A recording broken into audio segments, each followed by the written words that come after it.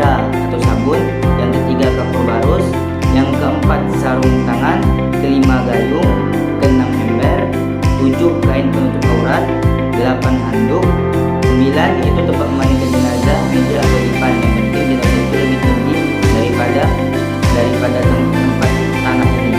Dan yang selanjutnya itu tempat pemandikan jenazah harus tertutup dari pandangan umum dan harus beratap agar jenazah tidak disaksikan langsung oleh masyarakat. Dan sebaiknya yang memandikan jenazah itu adalah muhrimnya atau keluarganya sendiri. Dan bisa dimandikan harus ditempatkan yang tinggi supaya air bekas mayat itu tidak terpercik ke tempat yang lain. Dan jika jenazah itu anak laki-laki yang belum dimandikan atau disunat, maka sebaiknya setelah anak itu dimandikan maka harus ditayamumkan lagi. Nah, sekarang kita akan masuk ke dalam tahap memandikan jenazah.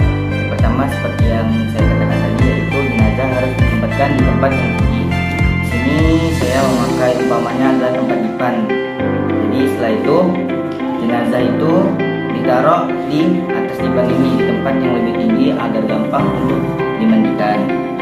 Oke, setelah mayat diletakkan di tempat yang telah disediakan seperti tempat ini dan terlindung, jenazah diberi pakaian mandi. Nah, seperti pakaian mandi yang saya buat ini, jenazah tubuhnya harus ditutup dengan kain tipis sehingga bisa disiram.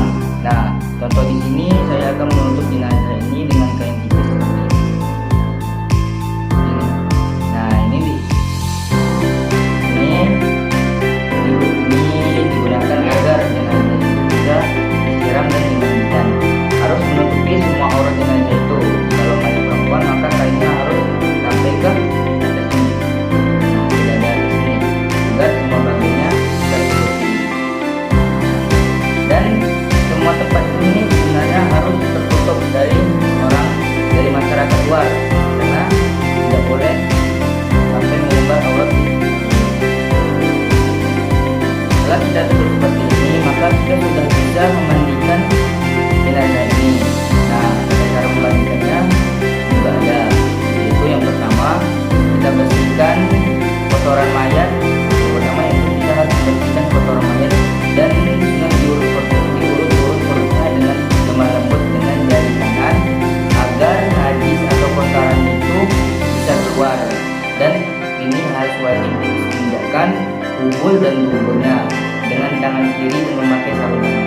Nah, jadi contohnya itu kita harus mengurut-urut perut mayat ini. Nah, perut mayat ini harus diurut-urut agar kotorannya keluar dari kubul, dari depan maupun dubur dan dari belakang. Dan mengurut-urutnya ini harus memakai tangan kiri. Jadi diurut secara perlahan-lahan. Nah, ini harus disinjakkan, mayatnya harus disinjakkan. Biar apa? Biar saat dikafani nanti kotorannya tidak ada yang keluar. Jadi caranya seperti ini. Tangan kiri dianu di perut mayat tersebut, diurut-urut seperti ini sampai kotorannya keluar. Dan itu wajib dari kubul, dari depan maupun dubur dan dari belakang. Nah, saat kita sedang mengurut ini atau mengurut ini, kita diwajibkan untuk memakai sarung tangan karena kita diharamkan haram hukumnya untuk kalau kita tidak memakai sarung tangan karena kita menyentuh kubul dan sebelum mayat tersebut. Jadi kita harus memakai sarung tangan saat kita mengurut-urut perut mayat dari kubur maupun dubur tersebut. Dan kita selesai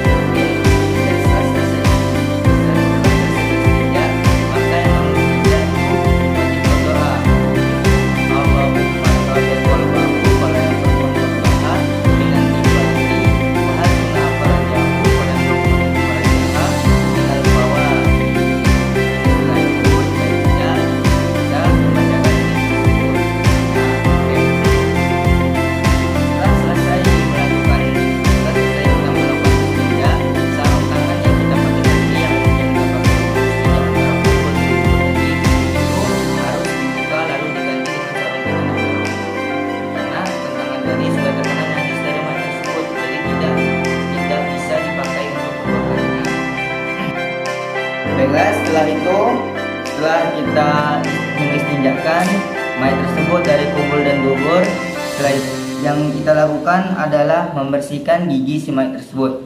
Jadi membersihkan gigi mayat untuk mengeluarkan kotoran-kotoran yang ada di gigi tersebut.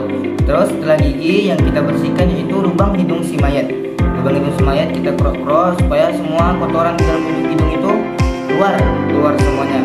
Kemudian di kedua telinga si mayat, terus di bawah ketiak, serta lekuk-lekuk atau lipatan-lipatan badan. Dan tidak lupa kuku si mayat juga kita bersihkan. Kalau kukunya panjang maka dipotong kukunya. Dan semua kotoran yang melekat di badan mayat itu harus dibersihkan dengan air bersih. Oke, kemudian setelah kita membersihkan yang bagian-bagian tadi, kemudian kita akan membasuh mayat, yaitu membasuh seluruh badan mayat dengan air sabun. Kita membasuh mayat itu dengan air sabun. Dicurahkan perlahan, jangan dicurahkan, karena mayat bisa merasakan. Ya, kita curahkan secara perlahan saja, sampai seluruh badan mayat ini terkena air sabun. Dan kita perlahan ini supaya agar mayat tidak merasakan kesakitan, karena hukum mayat sangat sensitif.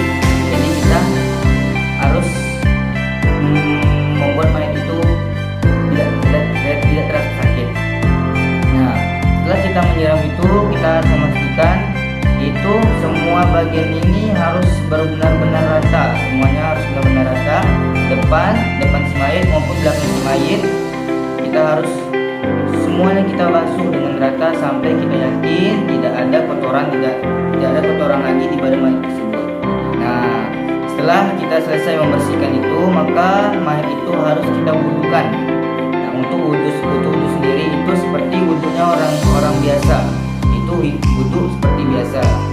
Dan setelah wudu maka kita disunatkan untuk membaca doa setelah wudu, yaitu nawaitul wudu'a lihadil mayyit sunatan lillahi ta'ala. Itu doa untuk wudu mayat tersebut.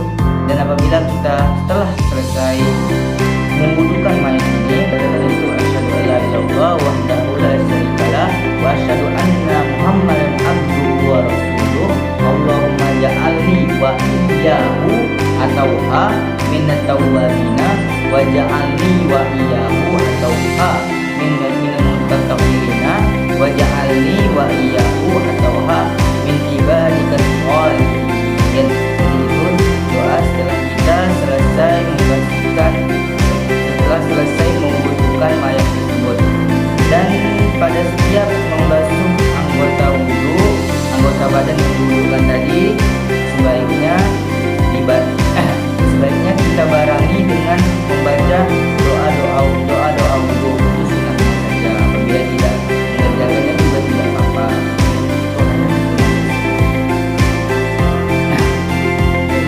Setelah selesai diwudukan, setelah mayat selesai diwudukan, maka orang yang memandikan mayat tersebut hendaklah berniat atau membacakan niat, yaitu niatnya adalah nawaitul ghusla lihadzil mayyiti atau lihadzil mayyitati fardhan lillahi ta'ala. Kemudian setelah niat baru kita masuk ke proses memandikan. Nah, proses memandikan kita urutkan cara memandikannya. Itu yang pertama dibasuh dari kepala, muka, janggut dengan air yang suci lagi menyucikan. Jadi muka, janggutnya dibersihkan semua dengan air suci lagi menyucikan. Kemudian disiram dari sebelah kanan mayat, dari leher sampai ke tumitnya dengan urutan yang sesuai dan dengan lemah lembut menggunakan air yang suci lagi menyucikan. Kemudian disiram lagi dari sebelah kiri seperti yang kanan tadi, kita siram sampai ke tumit kembali. Kemudian sebelah kiri ke bagian kanan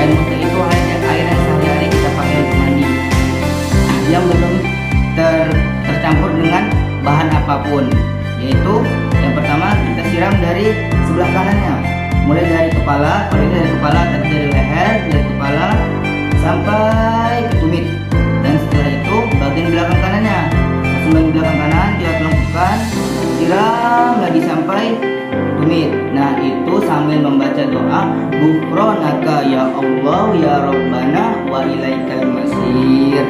Jadi itu kita baca doanya, pokoknya setiap ini kita baca. Kemudian sebelah kiri bagian belakang mayit dimiringkan, disiram lagi seperti yang tadi dengan membaca doa yang sama seperti tadi, yaitu Ghufranaka ya Rahman ya Rabbana wa ilaikal masir.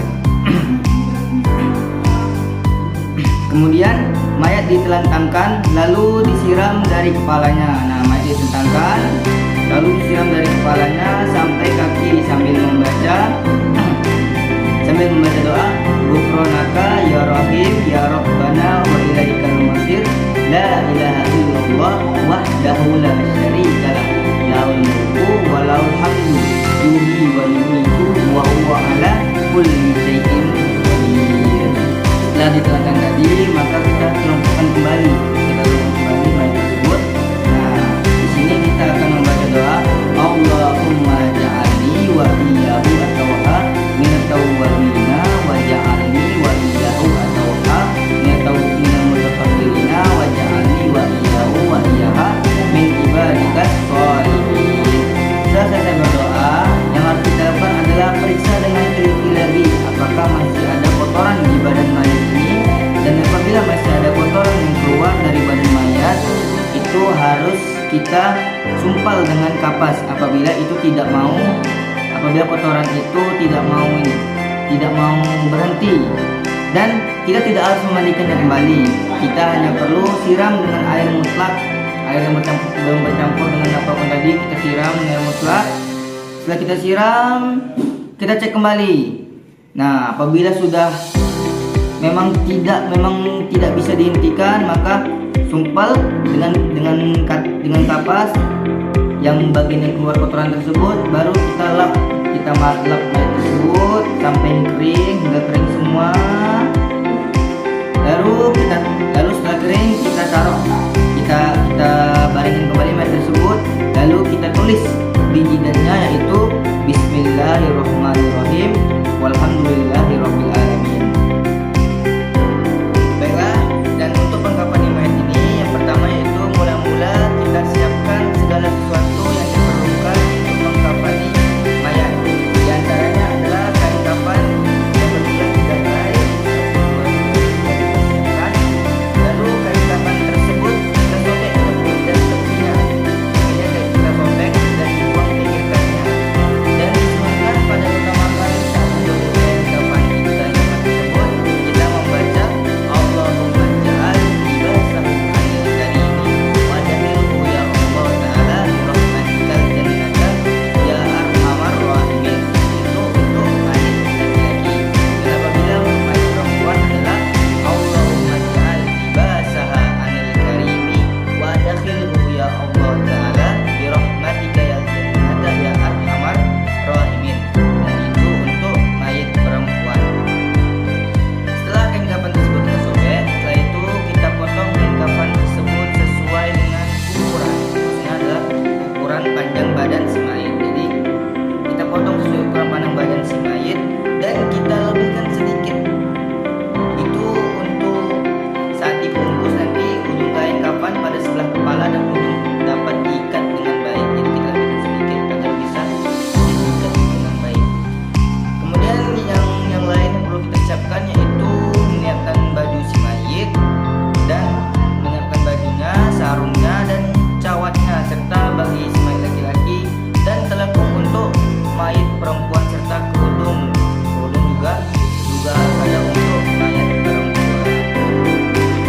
Nah tadi setelah kita memandikan dan hendak mengkafani jenazah, maka kita harus membuat yaitu baju dari jenazah tersebut. Baju dari jenazah yaitu terbuat dari kain kafan, maksudnya ini seperti kain kafan. Jadi itu harus diukur dari leher mayit sampai ke pinggang si mayit untuk menentukan lem panjang baju mayat tersebut. Jadi yang pertama kita lakukan adalah melipat kain kafan. Anggap ini seperti kain kafan, kita lipat dua seperti ini. Baru kita lipat dua, kita lipat kembali seperti ini.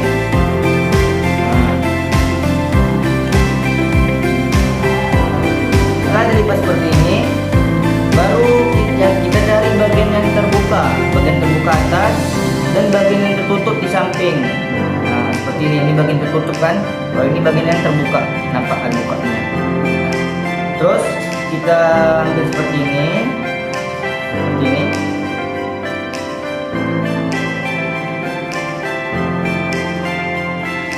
Nah, seperti ini jadinya, seperti ini.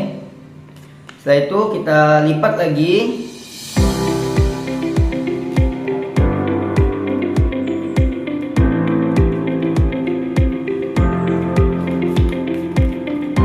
Dan jadilah seperti ini. Nah, setelah itu kita akan menggunting bagian atasnya. Kalau di mayat asli itu kita ukur sebanyak 2 pilan. Nah, nanti akan jadi seperti ini.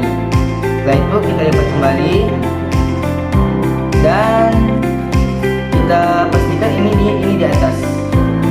Ini di atas.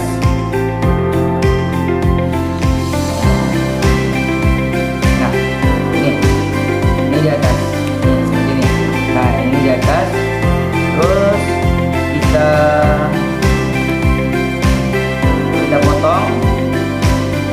potong dari sini.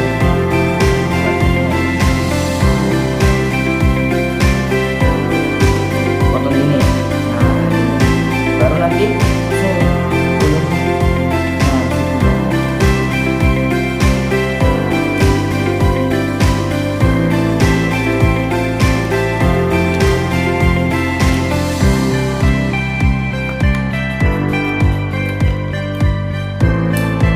Maka nanti akan terbentuk baju mayit seperti ini.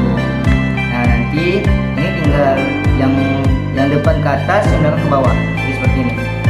Nah, tarik, baru diletakkan lagi batangnya.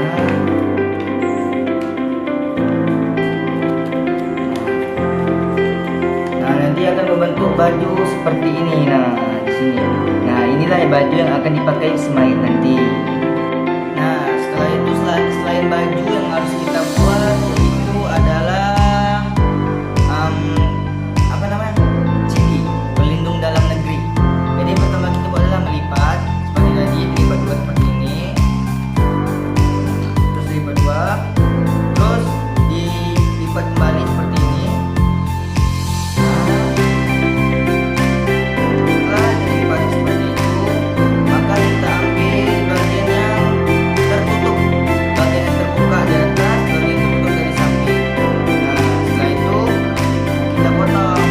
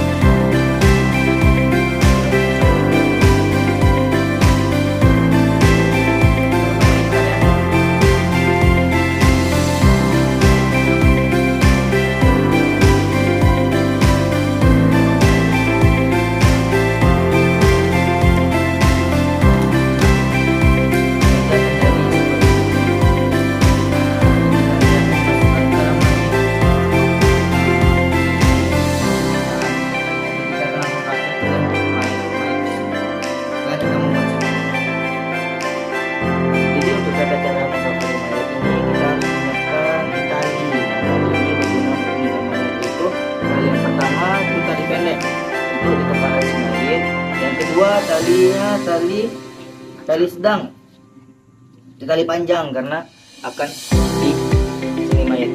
Nah, tali seperti ini. Terus yang ketiga yaitu tali sedang. Jadi itu untuk di sekitaran sini, pinggang. Dan untuk selanjutnya itu di lutut. Dan terakhir di bawah kaki. Dan setelah itu kita taruh bed kapannya. Udah lah ya, sebenarnya taruh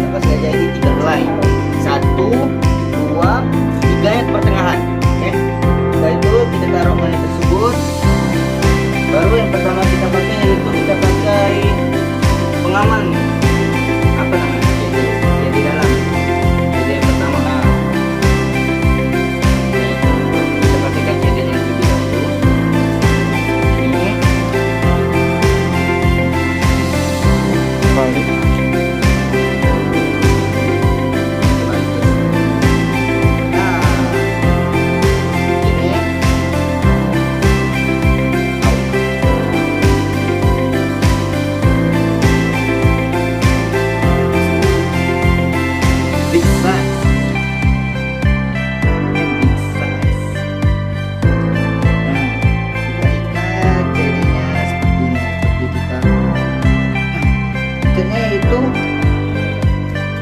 harus dibelah kiri.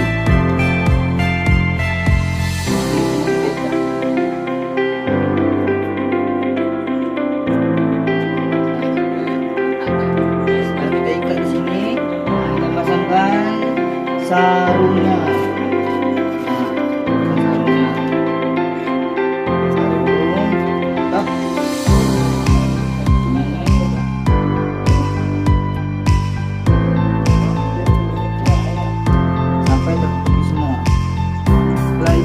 Kita pakaikan baju si mayit. Nah, bajunya kita pakai, kepala dipakaikan.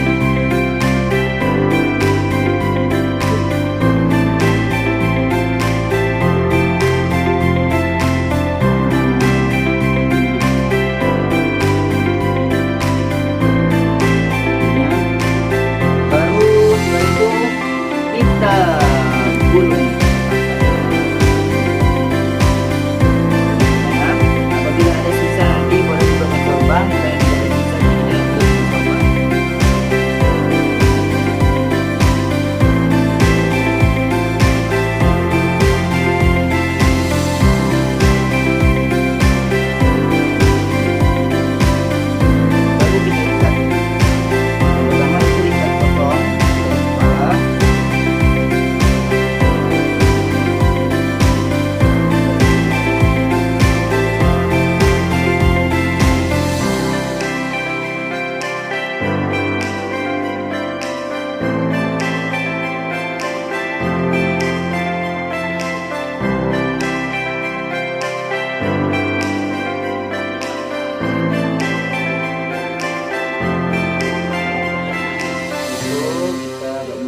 Untuk menampakkan mukanya.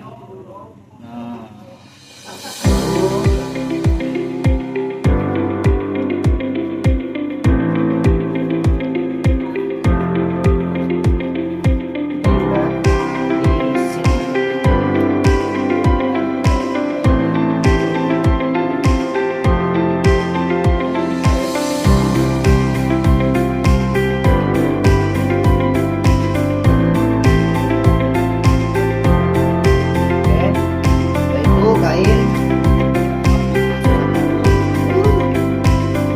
Nanti hapus gue kata-katanya badannya.